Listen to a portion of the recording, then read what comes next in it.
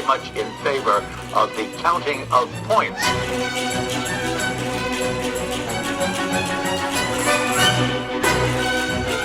Does it work for you? No. Hello and welcome back to your favorite figure skating podcast where we talk about all things that make us kiss, make us cry, and make us go, what's that big surprise you were teasing last episode? What is that big surprise you were teasing that last episode on The Run-Through? I'm Adam Rippon, and I'm teasing you still. Audibly. Now, Ashley. Tickling your ears. What is the big surprise? Can you describe it? Because it's sitting in front of us. Describe the big surprise. Well, I think the only way to describe this big surprise is that she is not an Olympic champion. Okay. But she is an Emmy winner. Werner? Werner. You are absolutely correct. She is an Emmy Werner. And that is something very exciting about her. And also, it's sort of serendipitous because this is our holiday New Year's episode. And somehow the Christmas gods were looking upon us and they went, wouldn't it be nice if the three archangels could come back together? And we said, okay, I guess. Sure. And so now, Ashley, would you please do the honors? Oh my gosh. A moment I think we all have been waiting for.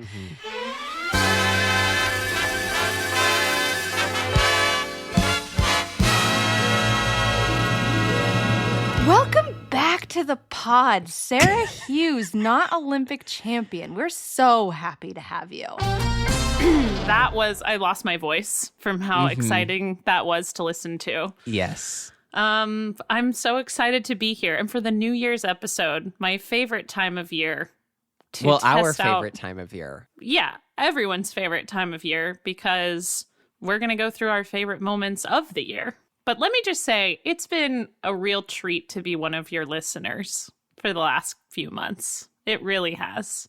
You know, I brought your voices into my home, into my car, into my headphones, and I really felt like you were there with me, like you were my own friends, you know?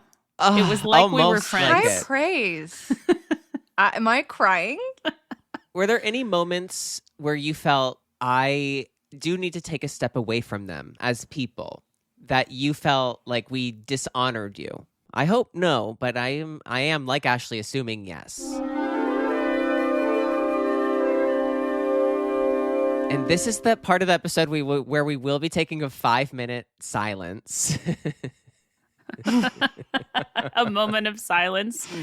I wouldn't say I felt dishonored by you, except for some of the episodes where maybe we just sort of skipped over the ice dance at certain events. Yeah, that did happen. We just sort of glazed over that.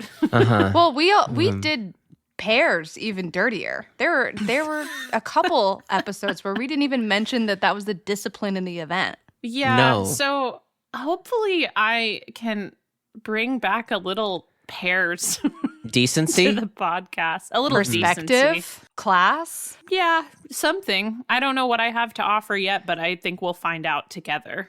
I think we will.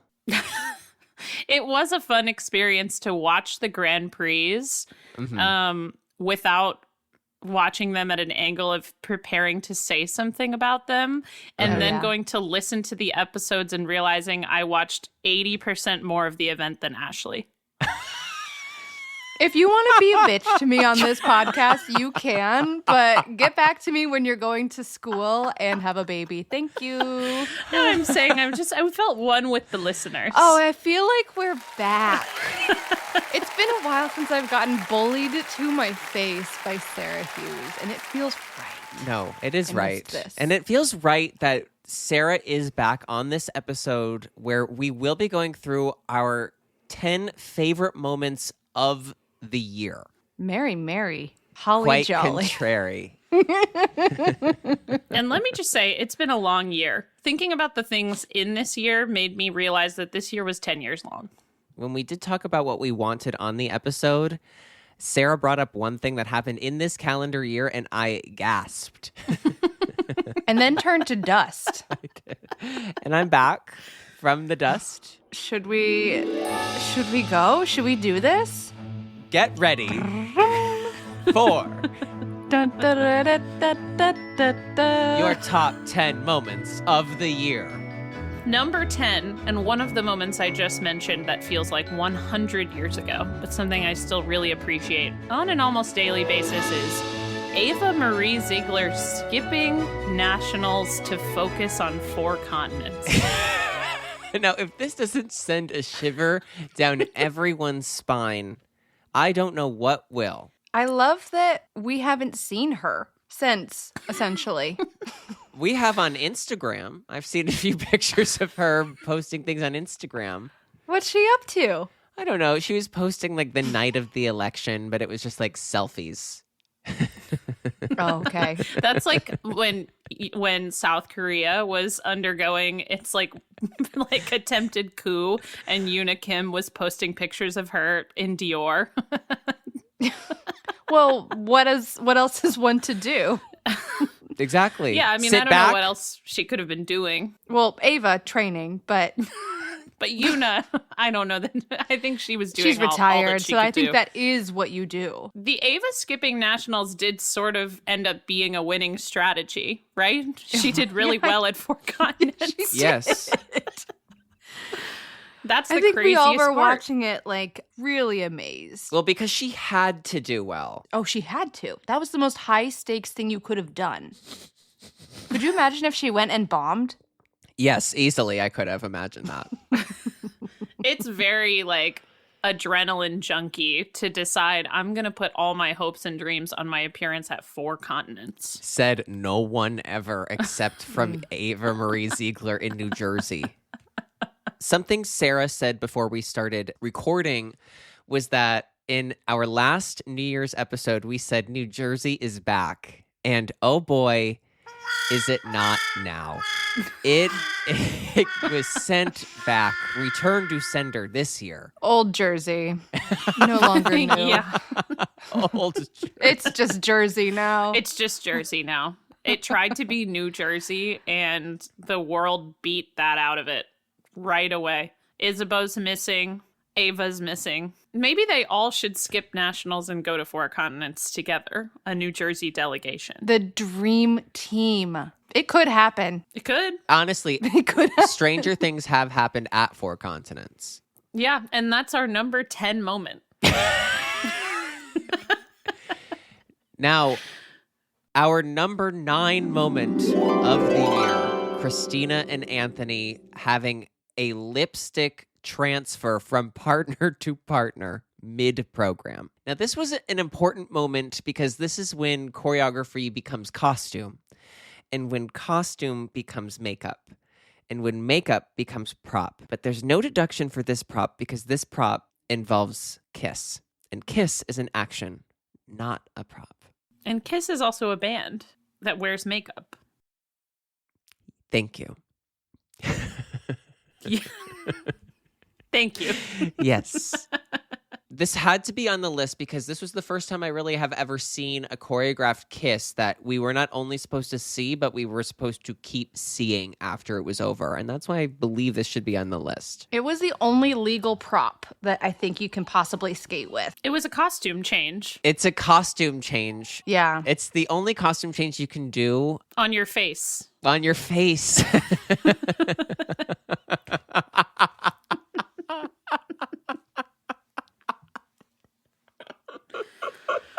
Thank you, Christina and Anthony. Thank you. All right, I think we should head into the next memorable moment of this year, which we all agreed had to be Maya and Alex congratulating Team USA on their Olympic gold medal and tagging Shib Sibs and none of the athletes who actually won the gold medal. Okay, which is honestly kind of a gold medal attitude. It's fierce. It's fierce. We haven't done a fiercer flutz in a while. That was very fierce. Oh, yeah. This was a statement post.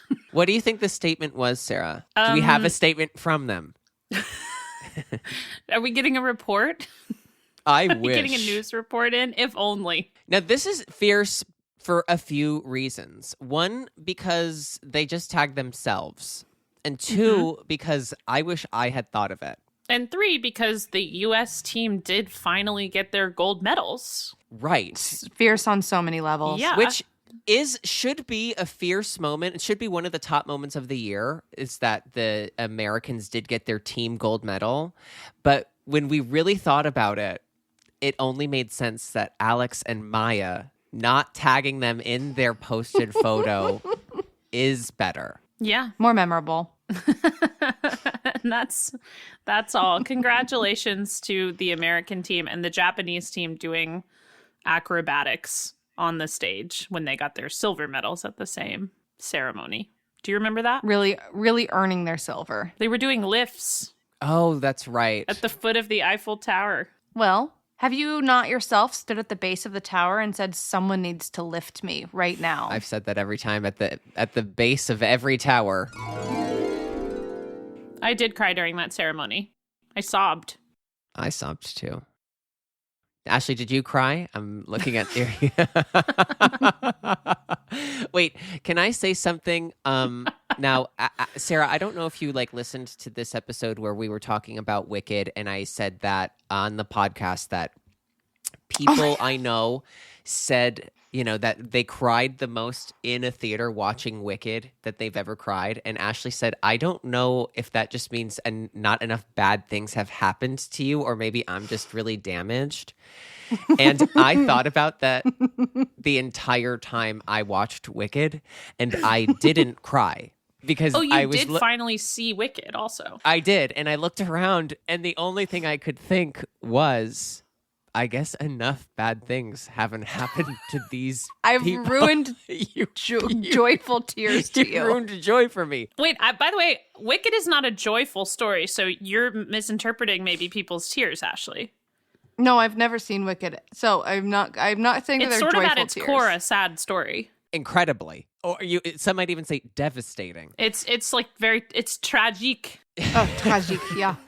And Ashley was looking around going, they're pathetic.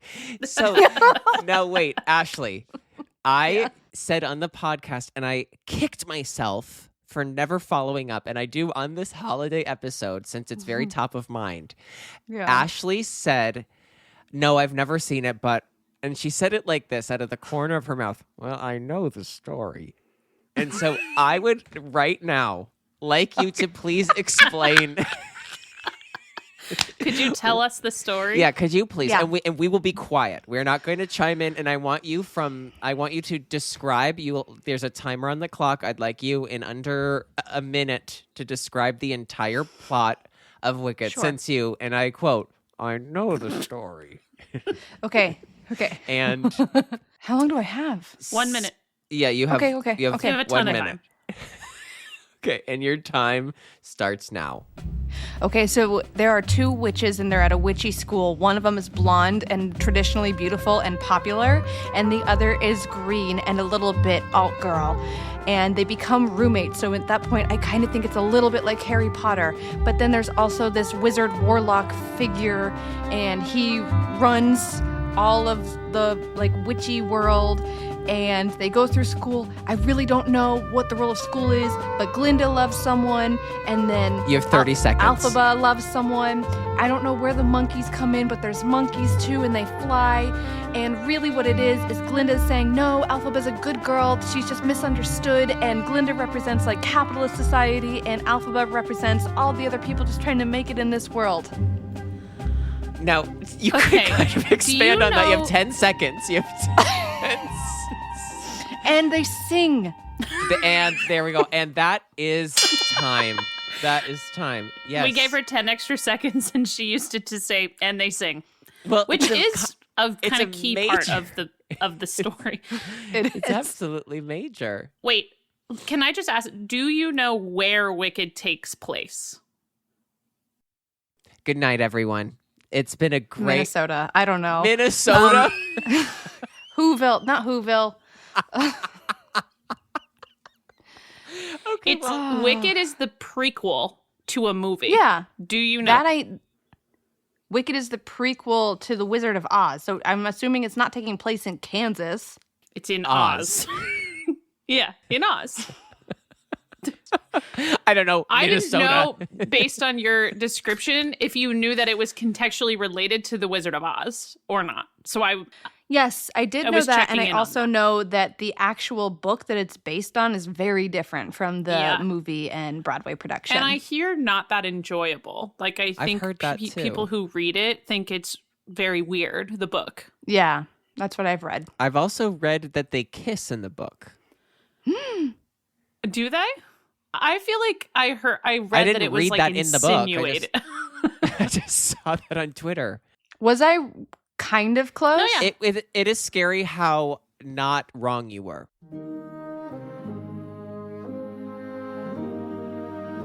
Number 7 also feels like it was a while ago, but I feel like it could happen again at any moment.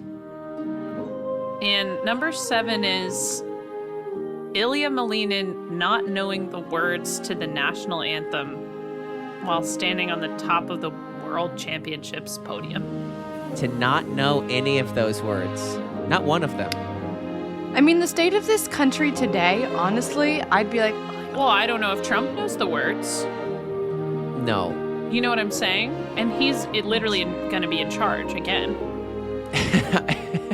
Yay! Again.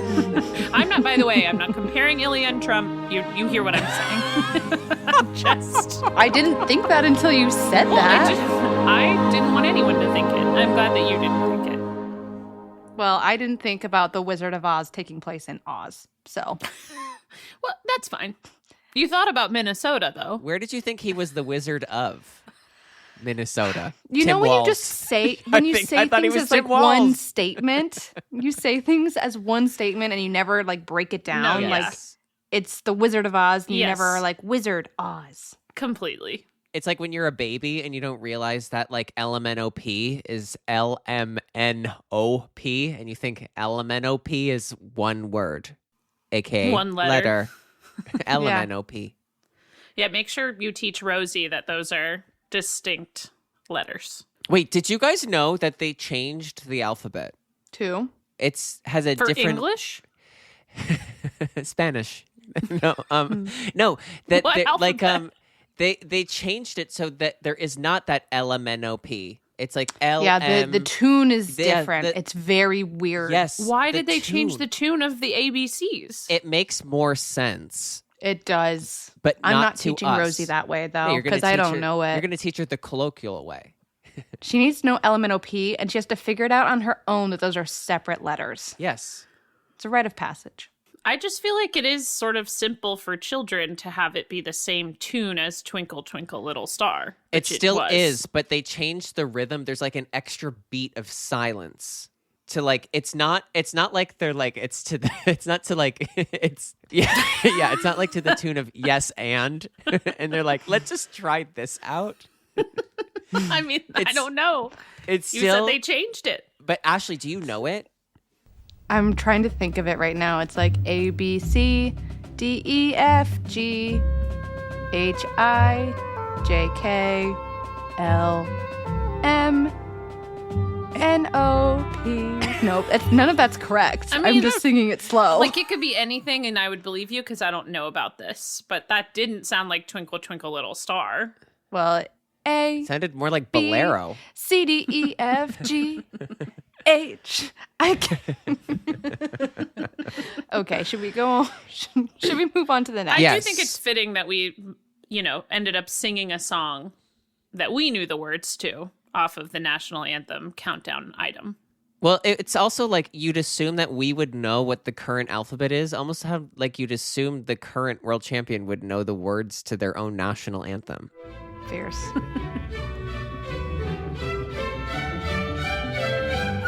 The sixth most important event of 2024, and they said this all over the world, was the return of red backless costumes.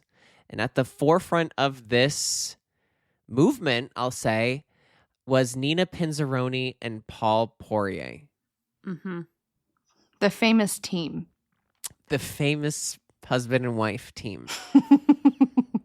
father-daughter team. Mother-daughter team. I would love to see those costumes together in a pairing on the ice, actually. But see, to me, that would make the most sense. Totally. Oh, I'm agreeing. I agree. That's actually a really good idea. Because Paul's costume is it's fab, but it's contextless. But if they were both wearing that. The context would be, so you both Back. didn't want backs. The context would be, context is we're back. just doing this together.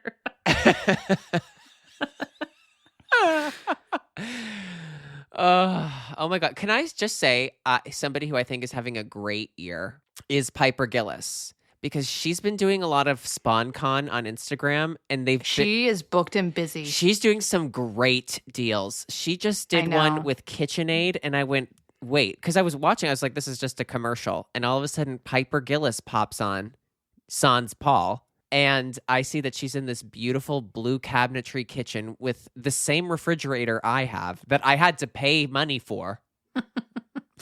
What the hell is up with that? And then she just did an amazing one with Lululemon.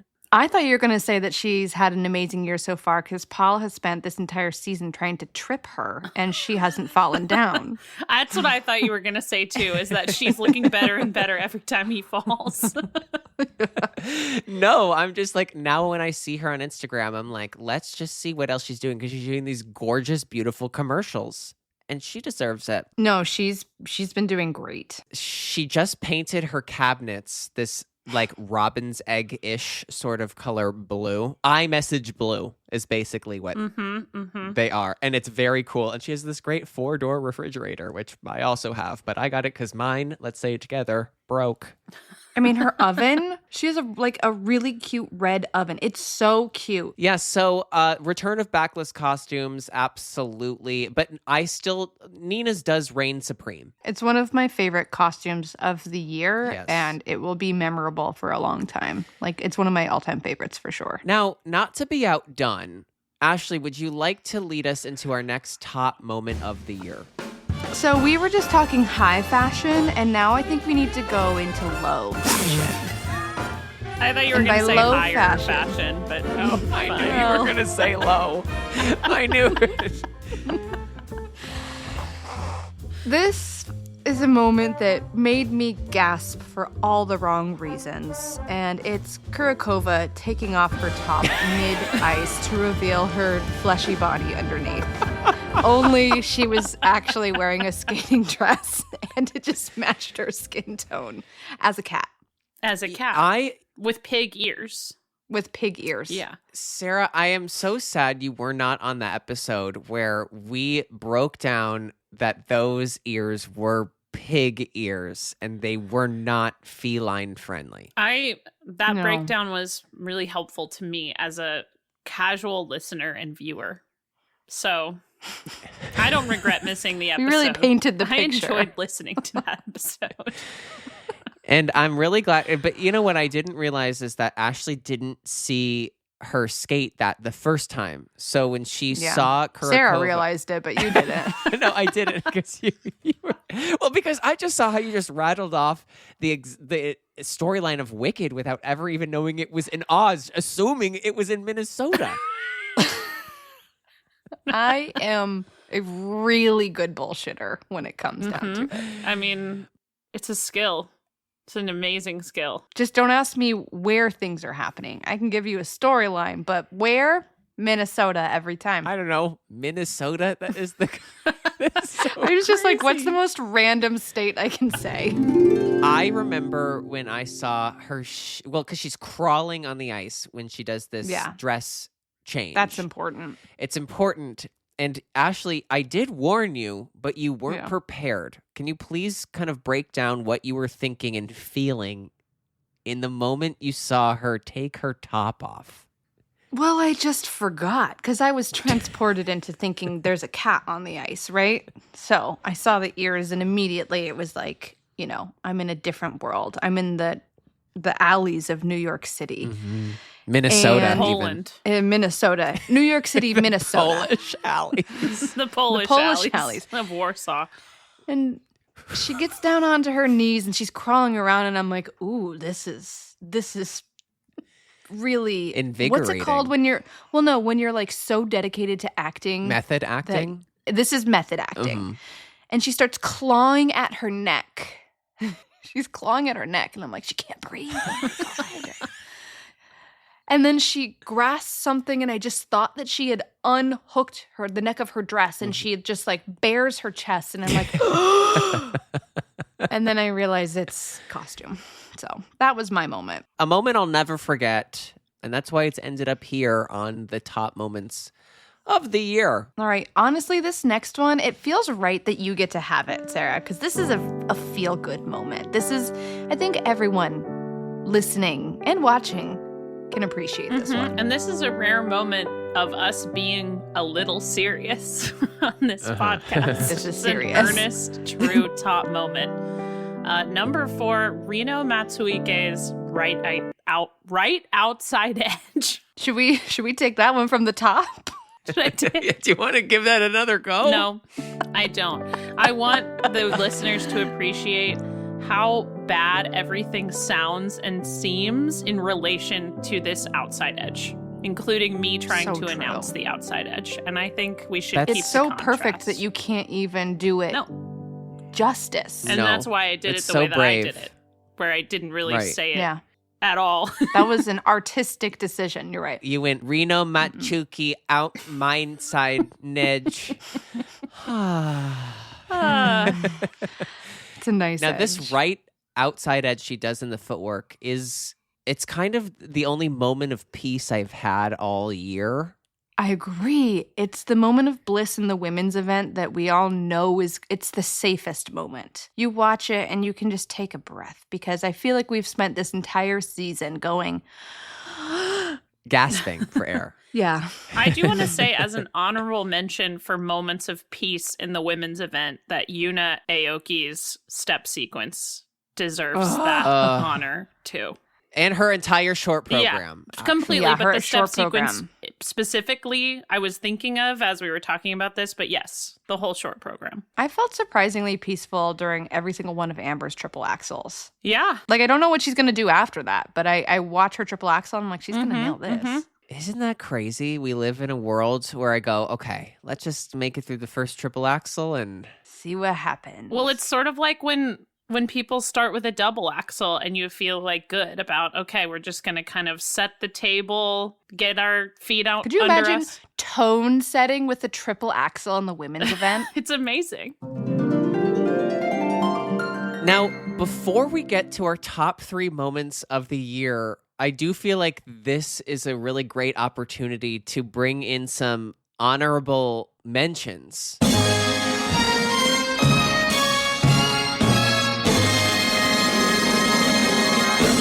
Get up off your knees and stop flipping your sister's skirt. And I still mean it.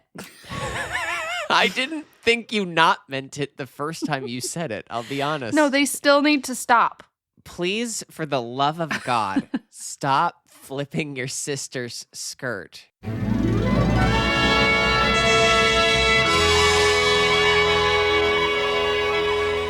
Another really important moment that happened this year that's honorable was when Maddie Chalk and Evan Bates skated with the flu at the national championships. Sort of dramatically skating through the flu. Well, we didn't even know if they were going to skate. There was like, they got on the warm up, and then all of a sudden, I think you rushed over while Adam and I were on air and we're like, you handed us a note, which is so dramatic. Well, and Andrea Joyce was dramatically waiting outside of the, I think, medical area where they had gone after warm-ups to see if they were going to skate. Could you imagine feeling like you're about to puke and then Andrea Joyce pops up and is like, hey, just for the broadcast, you guys in or out?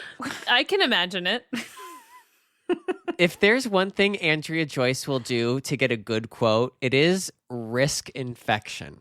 True. Yeah. Well, I remember at Nationals in 2022, right before Beijing, which was a super spreader event, Andrea had interviewed almost everyone who got COVID. Because remember, Alexa and Brandon, like one of them got it, and Yes. Yeah. Amber and Alyssa got it, and like, and Andrea was just like, well, Yeah, well, can I get you for 5 minutes? But she had talked to all of them. And then, like, they ended up with COVID and she was clean as a whistle. Resilient, that woman. Another honorable mention is when Alyssa Liu announced her return on Instagram, but also gave a disclaimer that her return video could induce epilepsy. Did she potentially. give a disclaimer, or did we just say there should be a disclaimer on this? No, she said, I think, wait, I'm going to look it up right now, but I'm almost certain she said trigger warning. I Bright feel like there lights? was a Yeah, trigger okay. warning. Oh, yeah, you're Bright right. lights. Oh, it's in the video. It's not in the caption. It's like in the video. No, it's before it starts. Yeah. It's like on the screen. Trigger warning. Yes. Yeah, a seizure-inducing comeback video is funny and honorable. Honestly, it's incredibly honorable. Mhm. Another thing that's honorable, Ashley, you put this on the list. Do you want to give us an honorable mention? Nina Pinzeroni, method acting Mm-hmm. as a table and a chair. You think that's honorable? No. If I were to be... And If the I was going to be an truth inanimate comes out. object, would I be something functional?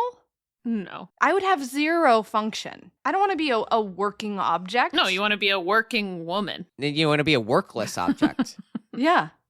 I want to be a trophy la leak. Wife. Trophy La Leak wife. Yeah. No, I want to be something expensive that you're not allowed to touch. I don't want to be an everyday item. Right. Every time you talk about this Nina Pinzeroni moment where it's like the table, the chair, the only thing I think in my head is the butcher, the baker, the candlestick maker. And that's all I think about when it happens. Oh, I have one more thing to add to the honorable mention Go list, on. Okay. and I think we should bring it up. Adam specifically telling, who did you say? Is it Mona Chiba? and Alyssa Liu Yeah. have to go Need to go to clubbing the club together. That's very honorable of me, to be honest. Well, and who did you say should take them? Luna? And we said Ekaterina Luna. Kurakova. No, But she was going Kurakova to take them cannot. to the clubs in the back room Wait, of Ashley, downtown The back LA. door clubs. No. Ashley She knows a place. Ashley said, I'm worried that she's just going to go, I know a place. I'm crying real tears. Yeah, and you have to like honk a clown nose and Yeah. like leave a No. sock No, in I order to know be able to exactly. go inside. No, it's No, you go in and it looks like a 1-bedroom apartment in North Hollywood, but it's just a woman laying on a bed and the legs are fake. You have to lift one up, the bed goes down, you walk down the stairs. I've been to the club and I know that's And then going to take you. Kurakova says, "Put these on," and it's a headband with 2 pig ears. Yeah. And it's a bulletproof vest. And you go down there and it's a wicked ride. And Mona Chiba and Alyssa Liu are not ready for that. and the But so they're just password gonna is go back. trigger warning, may cause seizures. Yeah, so that's why they need to go with Luna. No, she's going to take them to somewhere with bottle service. Yeah, she has a table, like a standing reservation. She has her own line on the other side of the velvet rope. The thing is that like Luna will take them, like they don't even need to go clubbing. They just need to be at a loud place past 11 p.m. Oh, yeah. Like out past bedtime. Yeah. No cozies. Yeah. No slippers, no cozies, no Netflix. It needs to be dark and loud. They need to be wearing the row. The row? H&M. On whose budget?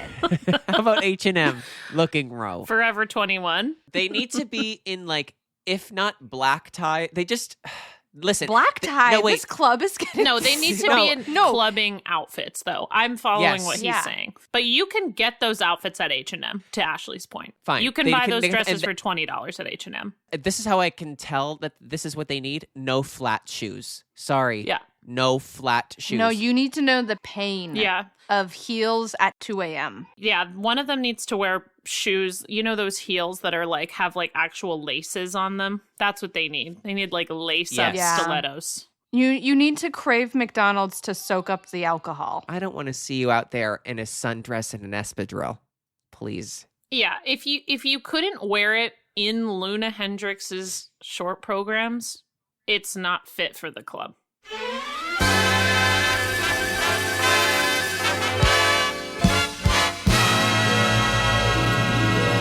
Back to our list of the most important and incredible things of 2024. Number 3, And a huge congratulations to Amber Glenn on her first Japanese national championship title that she did win at the Grand Prix final. Yes. This was huge. Congratulations, Amber. A career highlight. It is. She's the only American skater to ever enter and win the Japanese national championships. With no notable Japanese citizenship. Can you guys believe that Amber Glenn, I can, that she's having an undefeated season? I can believe it.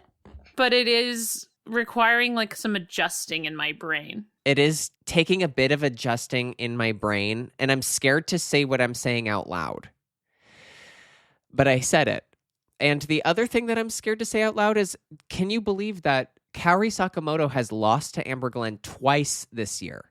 We live in a world in which Amber Glenn is going, hey, bitch, you're 2-0, which is what she did say to her. I heard it. And then she said, what does my ending position look like? Do it. I feel like Kaori's inconsistency has been more surprising to me than Amber's success. They just happen to be happening at the same time. Yes, that's fair. Do you think, and obviously none of us can answer this authentically, but after 3 world titles, are you at a certain point like, I'm good? Well, I can answer this inauthentically.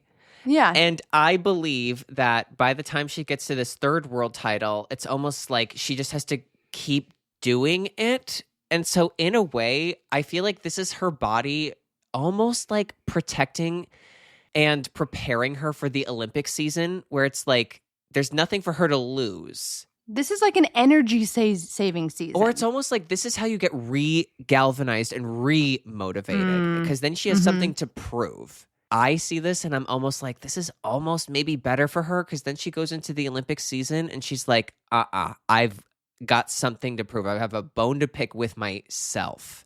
Yeah. So that's what I'm almost like her headspace is like. But also at the same time for Amber, this is where she's like getting some real momentum. And she's pushing the envelope technically. She's doing more than what everyone else is doing. Slowly but surely, each competition, she's improving. And it really looks like she's got a lot more confidence in her own training and herself. I don't know if I told you guys this, but I did talk to Amber after she won the Grand Prix final, and she messaged me and said, I hope I made the Glenheads proud. Oh, honey, you always make them proud. Yeah, she's really thinking of us as she's out there succeeding. Wait, I'm connecting the dots now. So I was watching her Today Show appearance, and JVN comes out, and I believe... Oh my God, that's right, Ashley. You told me that they came out and that they said that they were I'm a Glenhead. Uh-huh. It's mainstream. It's mainstream, baby. Oh, yeah. The Glenheads are taking over. They're everywhere. To be a Glenhead, what do you think it takes to become a Glenhead? One, you have to have unwavering faith. 100%. You absolutely have to be ready for an apology at any moment, even if you don't think that there should be one. But you'll get one. And not just ready, but receptive. You have to be receptive to an apology. You have to be receptive to this apology. But then you also have to be prepared to win. Another thing, you need to be covered head to toe, slathered in lamactin. And I would say you have to be flexible to go with the flow, to ride the emotions of the moment, wherever they may take you. Yeah. Which goes along with the unwavering faith. Yes, and you can never go into a cryo freeze. No, because you're going to fall. Yes. No, because you're going to fall. Forgot about that. No, Oh my I think God. about it all the time. That like Amber Glenn, she's allowed to foam roll, but we cannot ever let her do any sort of freezing technology to recover from any sort of stressful activity. Have you ever done that before? No, I don't really like anything where you need to be naked, but they ask you to cover your hands and feet because they, quote, could freeze off.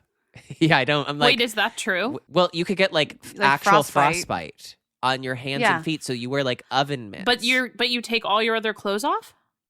Yes. Yeah. So when I found out that she had fallen in there, I was like, why were you in there in the first place? Recovery. But people do use cryotherapy for recovery. I don't think it's like off the beaten path. Yeah, there's that nothing much. quite like shocking your body into thinking it's dying to help make you feel a little bit better in your run through. Yeah, but they also do ayahuasca for therapy. So I don't. Yeah, I guess you can kind of do anything and call it therapy.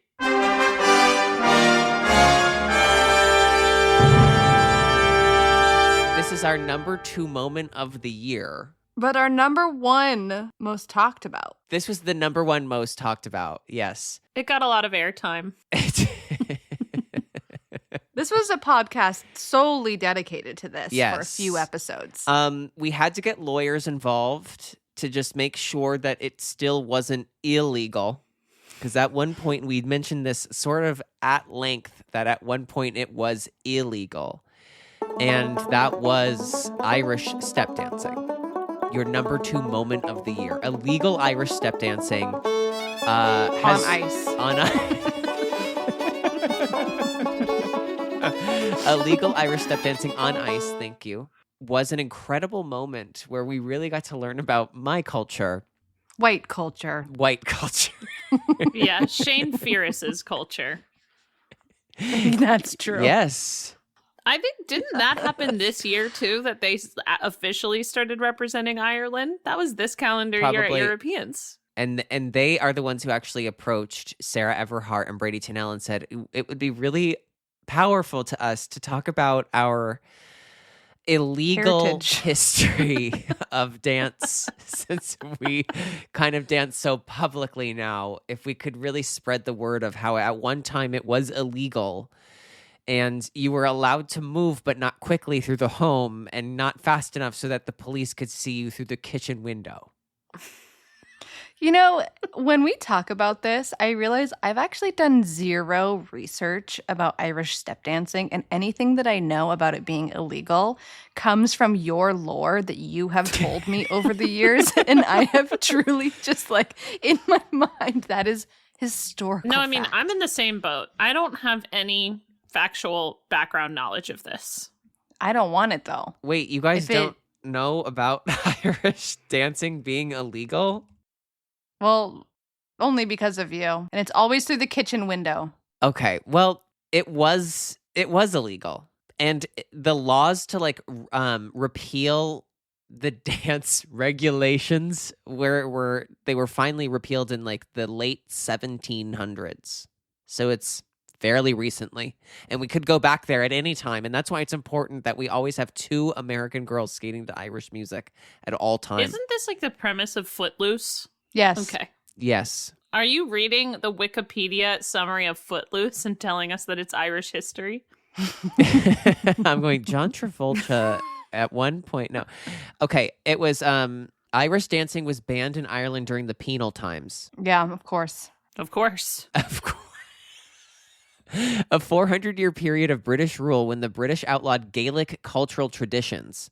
The ban Yeah. included Irish dancing, music, language, song, and sports. However, Irish dancing continued to evolve in secret during this time. Okay, that is making it sound like they were doing the dancing in the basement, when in my mind, they were It's the doing kitchen it. window. Yeah, that's why the arms were by the side. Yeah, but it's sounding a little more like the steerage cabin of the Titanic than it is the kitchen window. Famously an event that happened in the 1700s. Kate Winslet was The there. penal times. Yes. Well, I'm just glad that my culture, which you did say, and thank you for saying that, Ashley, is white culture, is kind of back at the forefront. Yeah, and it kind of makes sense a little bit because, you know, British people are kind of having more power in dance in general right now. At one point in the season, you could say that they were the most powerful people in dance. Yeah, Undefeated people. you said it, not me. Oh, can I give another honorable mention Yeah. to Lila and Lewis for their Halloween costumes this year? Oh, I watched The the skates? video that he made Yes. of how they made those Now, skates. I went, fuck them, because I assumed that they commissioned those, because I was like, they made them. they made them. And so that's when I went, Fuck me. fuck me. And that is honorable, making your own costume. It is. Oh my! And Yes. making your own good costumes. Yeah. That's Yeah. very honorable.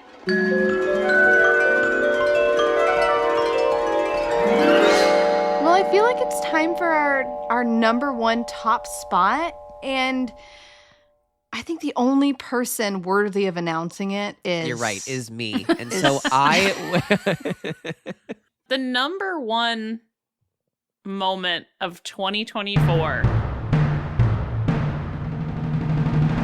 is the Europeans Gala in Lithuania. I think we feel strongly about the whole gala. Push me. We feel super strongly about one particular performance And then just touch me in said gala till I can get my by the greatest ice dance team satisfaction. of all time.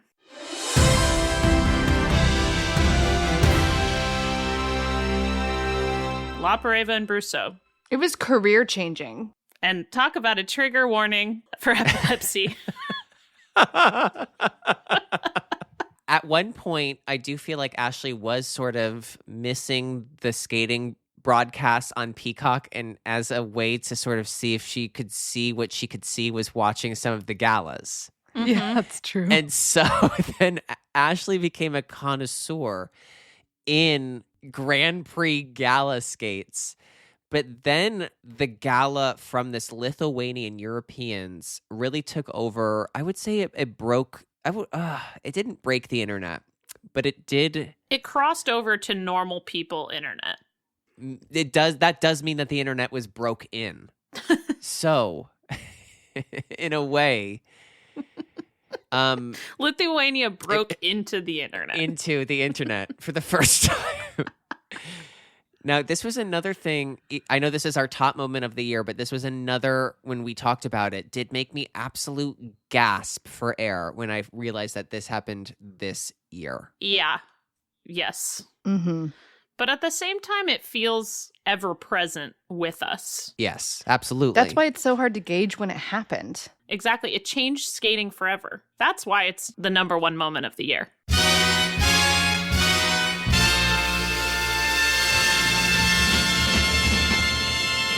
And that wraps up our very special New Year's episode here at The Run Through.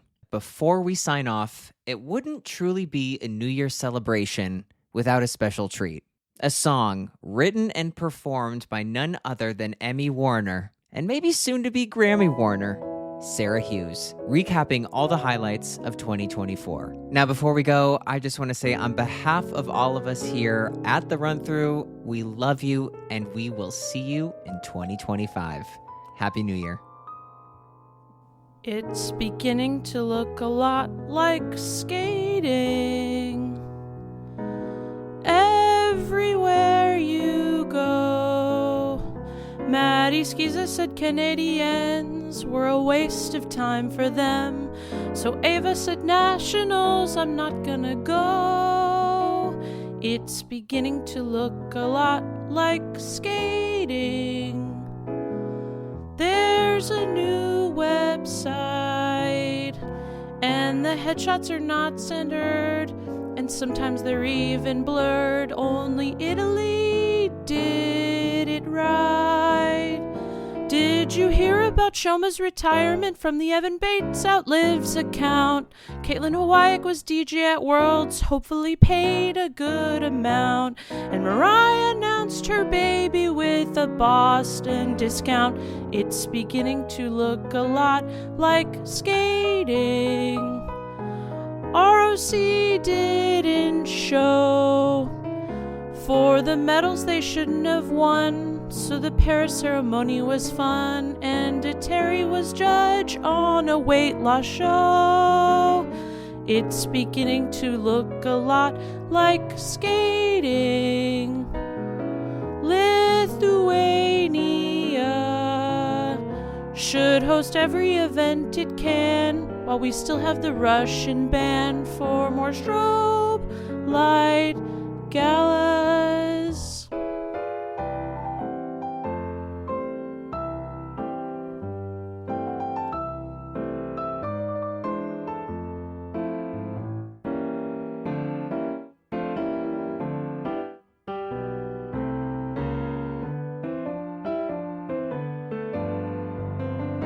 It's beginning to look a lot like skating. What are these dance scores? Before Worlds are in Boston, Ilya might learn the anthem. Not all men are bred for war. Yes, it's skating.